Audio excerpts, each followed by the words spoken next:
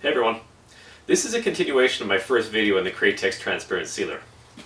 In that video I was asked a couple of questions about whether or not you can use this product on steel directly. If you read the instructions, it says that to use it on metals like steel or copper that suffer from corrosion and oxidation, you should use a self-etching primer first. In fact, I've had a lot of success going directly on the surface of the steel or the copper with just the Createx transparent sealer alone. The difference though is that you have to use some pretty rigorous preparation steps in order to ensure that you don't get oxidation during the process. So in this video I'm going to show you some of my tools and techniques for making sure that you can use this directly on such a surface. If I look at this 36 by 48 inch panel here, I've had this kicking around for about 8 months. It's not a blemish on it, right? There's no oxidation or corrosion on the surface. It's pretty much fine and it's very tough. However, if you make a mistake during this process, you can quite easily get some oxidation there. I'm going to show you how to avoid that. So here are some images of panels that have been prepped properly with the Createx transparent sealer. And here's what happens when things go badly. You can see the marring on the surface due to corrosion. This isn't just an aesthetic issue. What happens is that during the sealing process, the oxidation actually creates little holes in the sealer itself. Thus, you have a bunch of spots where there's oxidation that's open to the outside air. This means that further moisture can get in and further changes can happen to the surface.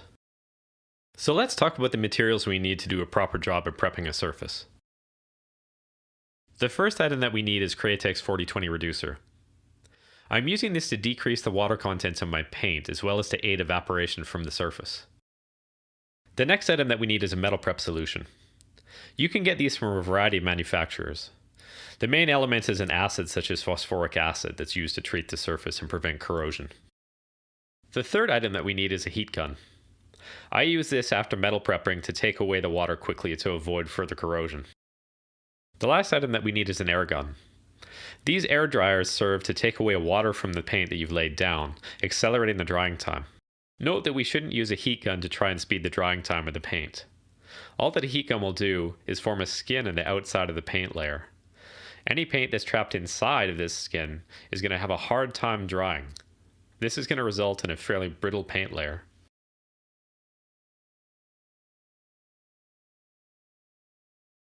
The first step is to mix the 4020 in the sealer.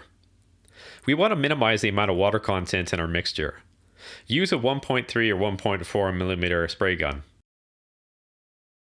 For the next step, I assume that you've already sanded and cleaned your surface.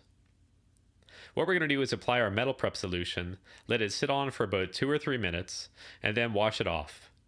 As we wash it off, we're going to take a towel, wash it off very quickly, and then use our heat gun to dry it very fast. Take all the moisture off the surface.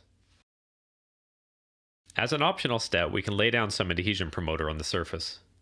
If we do, we have about 5 minutes before laying down the transparent sealer.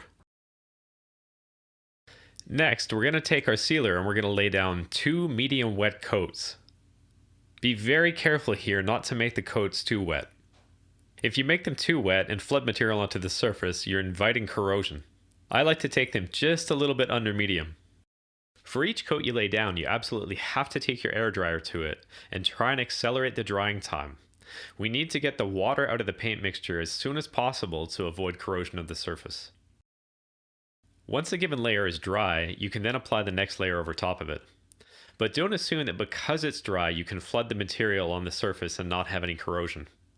What I've found is that having too much liquid on top will actually cause the underlying layer to reactivate, and you can get corrosion where you didn't have it before.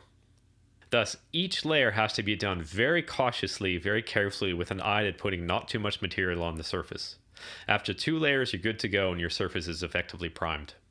So there we have it. These are the steps that I go through when I use the transparent sealer from Createx to prime my steel panels. If I follow these steps religiously, I can get a really strong, smooth surface that's much stronger than most primers each and every time without any corrosion.